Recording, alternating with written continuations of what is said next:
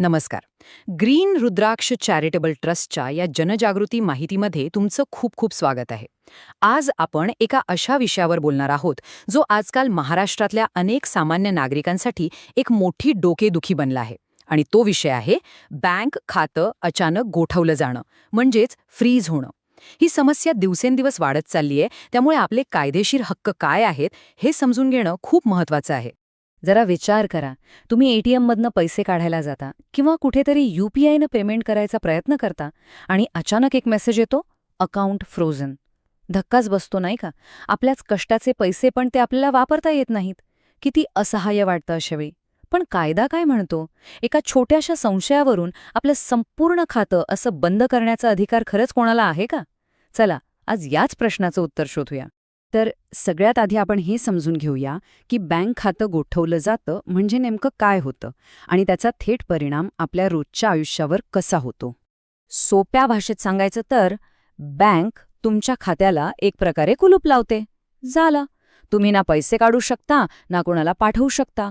अगदी तुम्ही दिलेला चेकसुद्धा बाउन्स होतो. विचार करा, घराचा हप्ता, औषधांचा खर्च, मुलांची फी, सगळं काही एका क्षणात थांबून जातं. म्हणजे तुमच्याच पैशांवर तुमचा हक्क राहत नाही. आता प्रश्न असा येतो की असं होतं तरी का? यामागे बरीच कारणं असू शकतात. पण आजकाल जे सर्रास घडतंय ना, ते म्हणजे सायबर फसवणुकीचा तपास. होतं काय की फ्रॉड करणारे पैसे वेगवेगळ्या खात्यांमधून फिरवतात आणि या पैशांच्या साखळीत नकळतपणे आपलं खातं कुठेतरी मध्ये येतं. आपल्या त्या फ्रॉडशी थेट काहीही संबंध नसतो, पण तरीही केवळ एका संशयास्पद व्यवहाराच्या नावाखाली आपलं अख्खं खातं गोठवलं जातं. पण ही कारवाई नक्की करतं कोण? पोलीस की बँक? आणि इथेच तो मोठा गैरसमज आहे जो आपल्या सगळ्यांना दूर करण्याची गरज आहे. आपल्यापैकी अनेकांना वाटतं की पोलिसांना संशय आला की ते कोणाचंही खातं फ्रीज करू शकतात, पण हे अर्धसत्य आहे. एक गोष्ट पक्की लक्षात ठेवा, पोलीस हे तपास करणारे अधिकारी आहेत, ते न्यायाधीश नाहीत. कायद्यानुसार कोणाच्याही मालमत्तेवर म्हणजेच आपल्या बँक खात्यावर बंदी घालण्याचा अंतिम अधिकार हा न्यायालयाला असतो, म्हणजे मॅजिस्ट्रेट किंवा दंडाधिकाऱ्यांना असतो. पोलिसांना त्यासाठी न्यायालयाच्या आदेशाची गरज असते. पण मग प्रत्यक्षात काय घडतंय? घडतंय असं की स्टेट बँक ऑफ इंडिया आणि इतर अनेक बँका कोणत्याही कोर्टाच्या आदेशाची वाट न बघता केवळ पोलिसांच्या एका साध्या ईमेल किंवा पत्राच्या आधारावर नागरिकांची खाती सरसकट गोठवून टाकत आहेत. आणि सगळ्यात धक्कादायक म्हणजे असं करण्यापूर्वी खातेधारकाला कोणतीही पूर्वकल्पना दिली जात नाहीये. ही बँकांची मनमानी नागरिकांसाठी प्रचंड त्रासदायक ठरतेय. आणि याचे परिणाम किती गंभीर आहेत याचा विचार करा. घराचा, गाडीचा EMI थांबतो. घरात कोणी आजारी असेल तर औषधांसाठी पैसे नसतात. छोट्या व्यावसायिकांचा तर धंदाच ठप्प होतो. आणि या सगळ्यात तुमचा क्रेडिट स्कोअर असा काही खराब होतो की भविष्यात कर्ज मिळणं सुद्धा उघड होऊन बसतं. एका संशयामुळे तुमचं अख्खं आर्थिक आयुष्यच पणाला लागतं. पण इतकं सगळं ऐकून घाबरून जाण्याची अजिबात गरज नाही. कारण आता आपण समस्येवर नाही तर उपायावर बोलणार आहोत.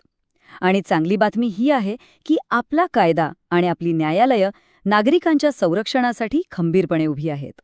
मुंबई उच्च न्यायालयाने एका महत्त्वाच्या निकालात हे अगदी स्पष्ट केलंय. बघा, नवीन कायदा म्हणजे भारतीय नागरिक सुरक्षा संहिता, त्याचा कलम 106 पोलिसांना गुन्ह्याशी संबंधित मालमत्ता जप्त करायचा अधिकार देतं. जप्त करणे म्हणजे काय? समजा घरात चोरीचे दागिने सापडले तर पोलिस ते ताब्यात घेतात. पण बँक खातं गोठवणं म्हणजे तुमची संपूर्ण आर्थिक नाकेबंदी करणं. या दोन्हींमध्ये कायद्याच्या दृष्टीने खूप मोठा फरक आहे आणि पोलिसांना थेट खातं गोठवण्याचा अधिकार नाही. मुंबई उच्च न्यायालयाचे शब्दच इतके स्पष्ट आहेत की कलम 106 अंतर्गत संपूर्ण बँक खातं गोठवणं हे असंविधानिक आहे. असंविधानिक म्हणजे आपल्या घटनेने दिलेल्या हक्कांच्या थेट विरोधात आहे. तपास यंत्रणांना असा अमर्याद अधिकार दिला जाऊ शकत नाही. हा नागरिकांसाठी एक खूप मोठा कायदेशीर दिलासा आहे. आणि हे फक्त मुंबई उच्च न्यायालयाचंच म्हणणं नाहीये. राजस्थानसह देशभरातल्या अनेक उच्च न्यायालयांनी हाच निर्णय दिलाय. त्यांनी एक महत्त्वाचं तत्त्व मांडलंय, ज्याला प्रोपोर्शनॅलिटी म्हणतात. याचा सोपा अर्थ असा की जर 10,000 रुपयांचा व्यवहार संशयास्पद असेल तर फक्त तेवढीच रक्कम रोखली पाहिजे. त्यासाठी खात्यात असलेले लाखो रुपये अडवून ठेवणं हा सरळ अन्याय आणि बेकायदेशीर आहे. चला, आता या माहितीच्या सगळ्यात महत्त्वाच्या भागाकडे वळूया. दुर्दैवानं जर तुमच्यासोबत असं काही घडलं तर तुम्ही नेमकं काय करायला हवं? गोंधळून न जाता योग्य कायदेशीर मार्गाने कसं पुढे जायचं याची एक स्पष्ट कृती योजना आता समजून घेऊया. शांत डोक्याने या पायऱ्यांनी पुढे जा. 1.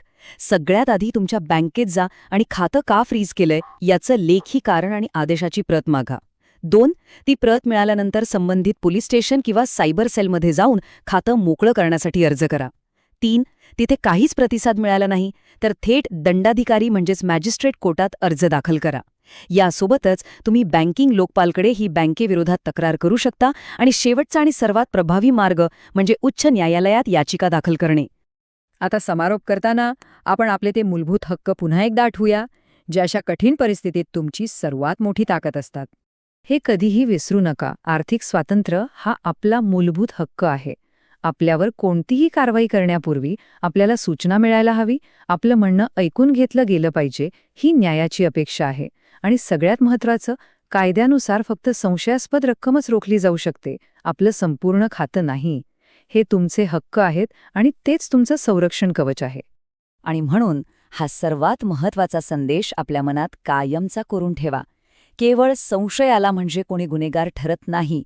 आणि या देशाचा सामान्य नागरिक हा गुन्हेगार तर अजिबात नाही. पोलीस असोत किंवा बँका, सगळ्यांनी कायद्याच्या चौकटीत राहूनच काम करणं बंधनकारक आहे. कायदा हा निर्दोषांचं रक्षण करण्यासाठीच असतो. ग्रीन रुद्राक्षा चॅरिटेबल ट्रस्टच्या या मार्गदर्शनातून हाच आत्मविश्वास तुमच्यापर्यंत पोचावा हीच आमची इच्छा आहे. जागरूक रहा, सुरक्षित रहा. धन्यवाद. या सुंदर आत्मिक प्रवासात माझ्यासोबत केल्याबद्दल तुमचे खूप खूप धन्यवाद. आणि हे ज्ञान आपल्यापर्यंत पोहोचवणाऱ्या ग्रीन रुद्राक्ष चॅरिटेबल ट्रस्टचे पुन्हा एकदा मनपूर्वक आभार. तुमचा दिवस शुभ असो.